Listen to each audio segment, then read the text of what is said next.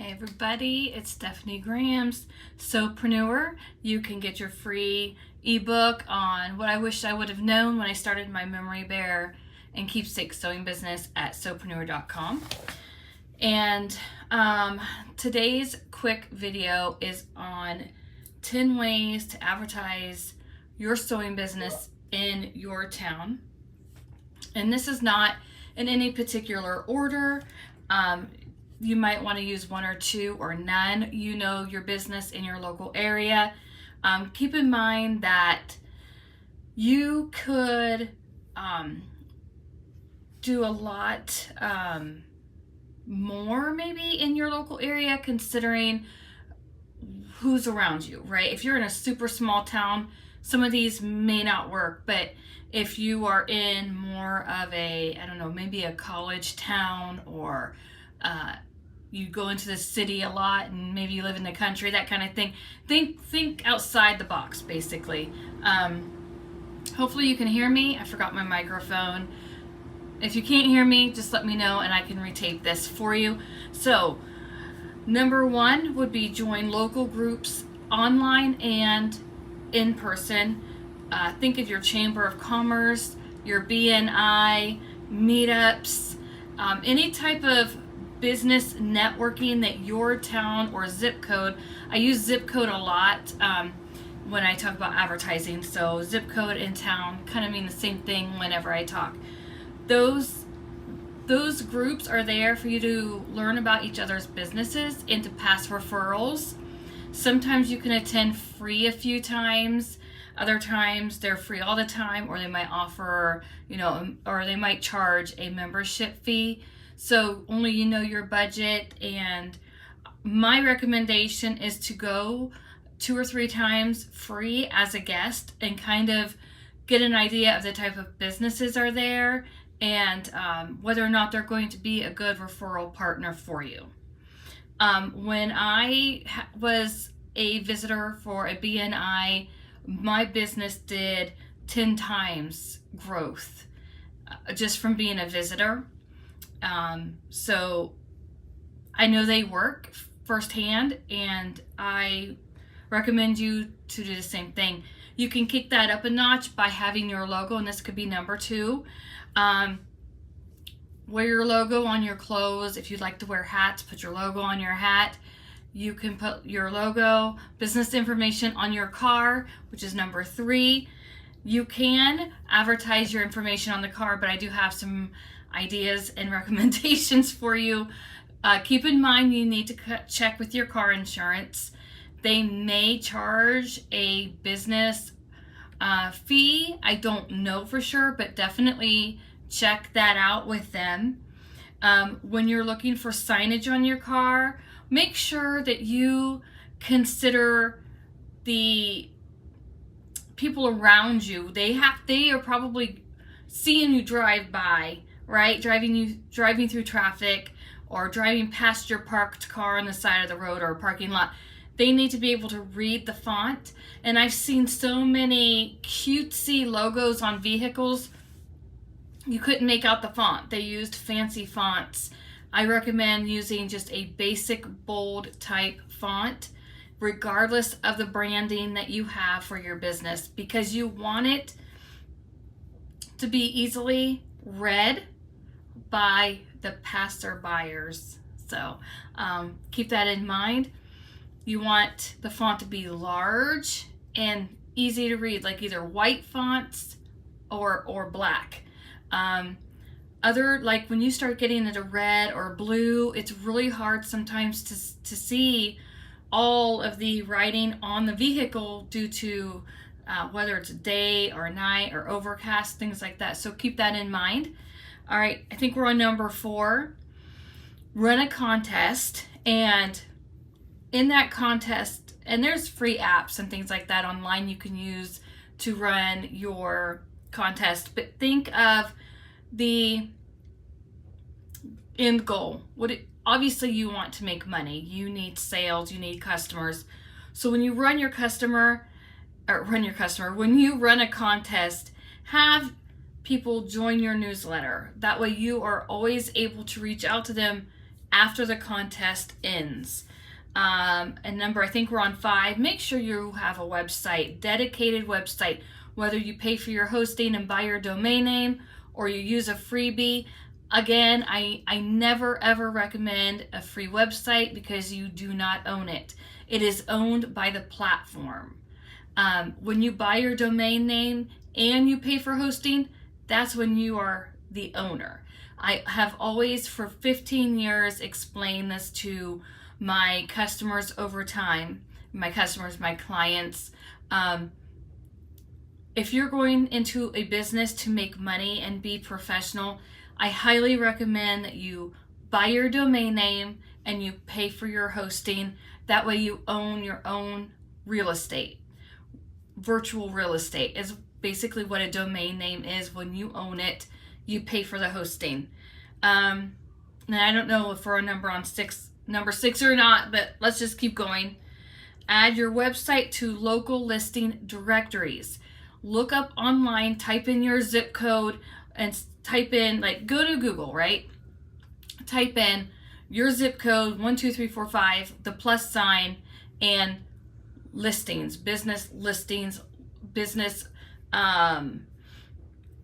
listing directory, that type of thing, and see what comes up for you in Google.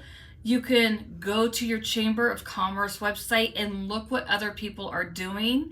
What are those members doing with their business?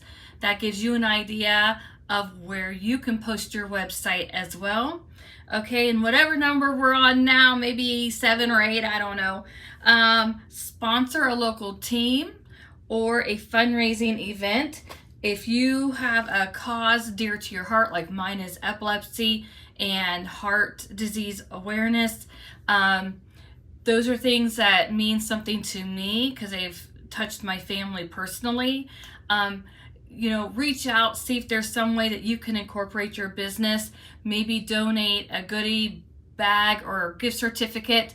It does not have to necessarily be a keepsake animal or memory bear. Think outside the box. What is it? What is the fundraiser for? Is it a let's just go with epilepsy for a minute. Epilepsy awareness fundraiser, right? And they're raising funds for epilepsy research. That doesn't mean you have to give a memory bear, like the whole thing there. You can think of something like a Pamper Me basket and put a gift certificate in it for your business. The idea is just to let people know that you're there and that you provide this service.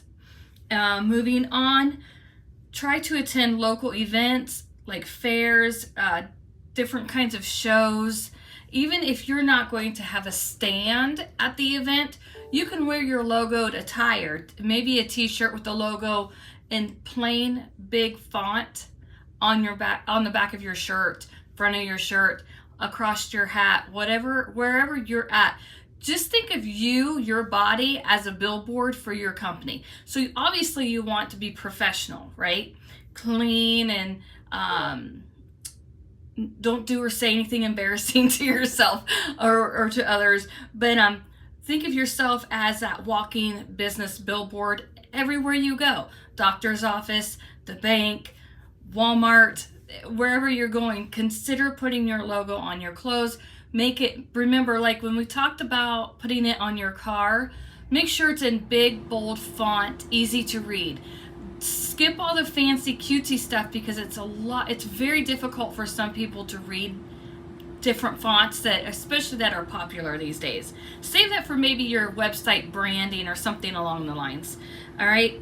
Consider local zip code direct mailing. This can get a little costly, so make sure you reach out to a professional that has your best interest at heart, not just their bottom line.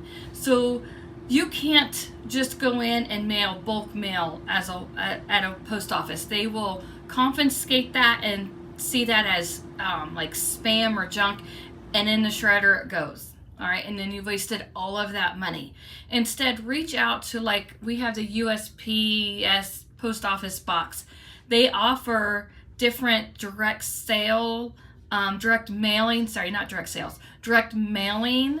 I guess, packages for your company. So depending on your budget and your goal, consider doing that type of outreach. Again, that's more on the costly side of advertising, whereas a lot of things that I've just mentioned is towards the almost free to low cost. So work your budget accordingly.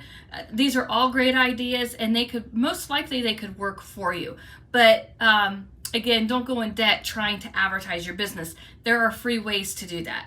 All right. If you do go with the mailing that I just talked about, consider putting a QR code on that postcard.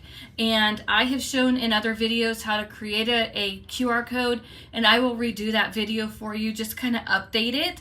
QR codes, you know, if you really want to be kind of fancy and stand out there, you could just put the QR code on the back of your t-shirt or in the front of your hat, and then people could just scan it as you're walking, and that QR code leads them to your website. So if you want to be a walking QR code, there's an idea for you. All right, and then last but not least, take local pictures. It does not have to show your business at all. The thought process behind this is to get your business seen. And if you want people in your community, you know, your zip code, to find your business so you can stand out above your competition that might be in the zip code next to you, go take local pictures. Go to historical places, museums, water parks, or whatever your area is known for as far as beauty. Take pictures and use the local hashtags. That way when somebody clicks on that hashtag, like on your Instagram post, YouTube post, TikTok, wherever you do social media, when they click that hashtag, it will take them hopefully to you, right? To show who you are. They can click on your profile or whatever. Make sure that you have your website directly on your profiles, or otherwise people aren't going to know how to reach out to you. So take all these ideas, write them down, think about what's going to work for you and your budget and your ultimate goal, and let me know in the comments below what has worked for you, what hasn't worked for you.